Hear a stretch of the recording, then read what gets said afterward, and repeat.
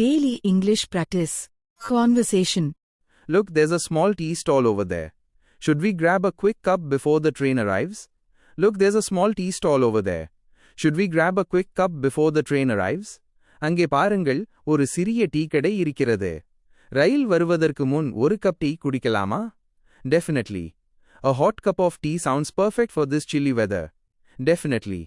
A hot cup of tea sounds perfect for this chilly weather. நிச்சயமாக.